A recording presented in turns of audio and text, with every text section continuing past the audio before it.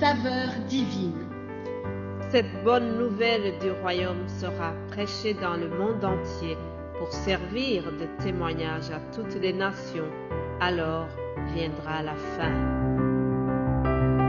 Ce pain céleste vous est présenté par Immaculée Niraneza. Ouvrez les yeux de mon cœur, ouvre les yeux de mon cœur, je désire te voir, je désire te voir. Ouvre les yeux de mon cœur, ouvre les yeux de mon cœur, Père, je désire te voir, je désire te voir. Élevé au plus haut des cieux, rayonnant de l'éclat de ta gloire, répands ton amour, ta force, alors que nous chantons, tu es Dieu. Tu es saint, tu es saint, tu es saint, tu es saint, tu es saint, tu es saint, je désire te voir. Tu es saint, tu es saint, tu es saint, tu es saint, je désire te voir, je désire te voir. Alléluia. Est-ce qu'un jour tu as eu ce désir de rencontrer Dieu?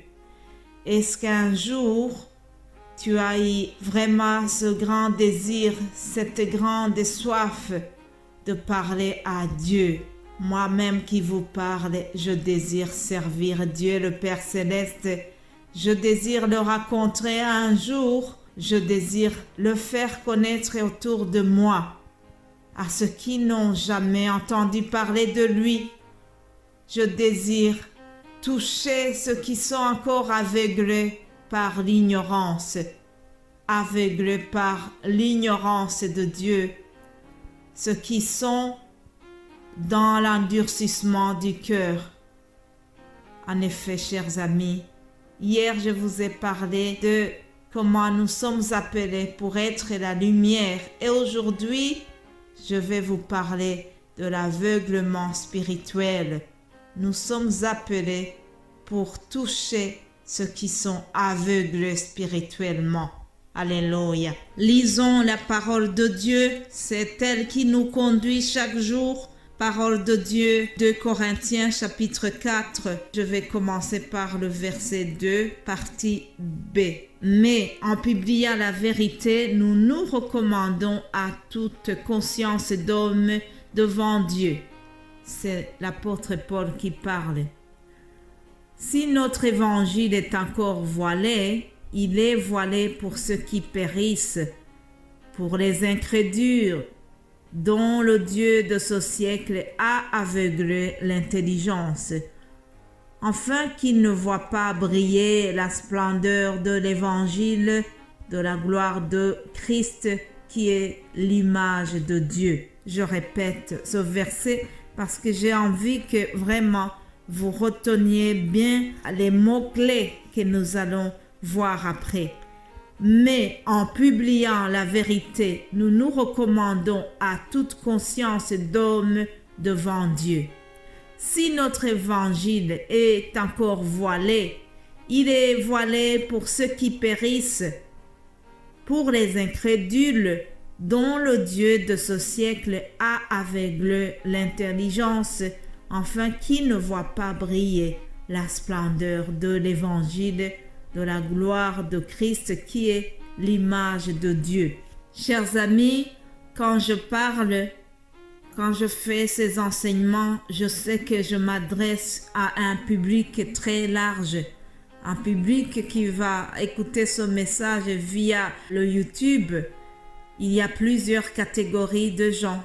Il y en a qui maîtrisent la Bible, Il y en a qui sont peut-être en recherche. Il y a pour qui l'évangile c'est rien du tout. L'évangile c'est quelque chose qu'ils ne maîtrisent pas beaucoup. Leurs yeux sont encore voilés, comme vient de dire l'apôtre Paul. Dit si notre évangile est encore voilé.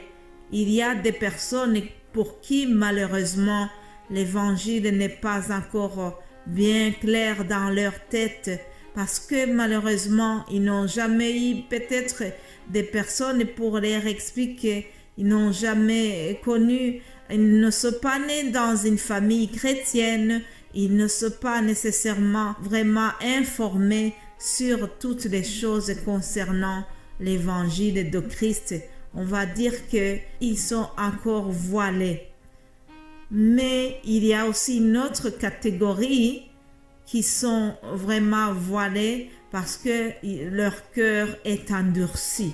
Ce sont des personnes qui ont reçu toutes les informations, mais qui, par l'orgueil, ils ne veulent pas croire en Dieu. Ils ne veulent pas vraiment croire qu'il y a un Dieu créateur du ciel et de la terre.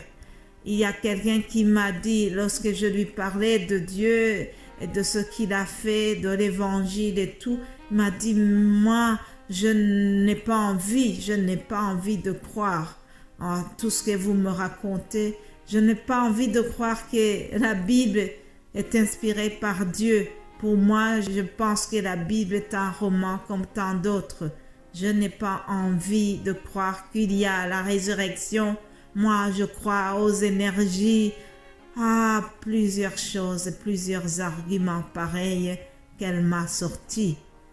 Ça, c'est une personne qui est encore aveugle, qui est encore endurcie de cœur. Personnellement, au lieu d'adorer l'énergie, je préfère et je trouve plus raisonnable d'adorer celui qui a créé l'énergie, n'est-ce pas? Ce genre de personnes ont été aveuglées par le Dieu de ce siècle, comme dit l'apôtre Paul dans le passage que nous avons lu.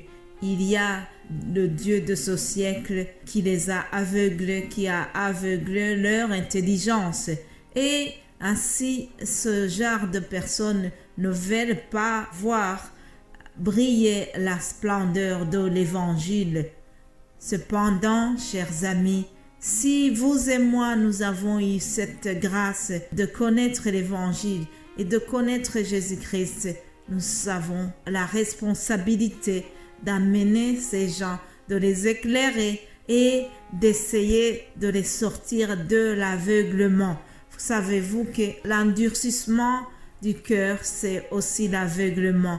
S'endurcir le cœur, refuser de croire en Jésus-Christ, c'est vraiment tomber dans l'aveuglement spirituel. Je vais terminer par cette bonne nouvelle, c'est que Dieu n'a pas envoyé son Fils Jésus-Christ dans le monde pour qu'il juge le monde, mais il l'a envoyé pour que le monde soit sauvé par lui. Alléluia. Celui qui croit en Jésus, celui qui croit au Fils de Dieu, il n'est point jugé, mais il est sauvé. Alléluia.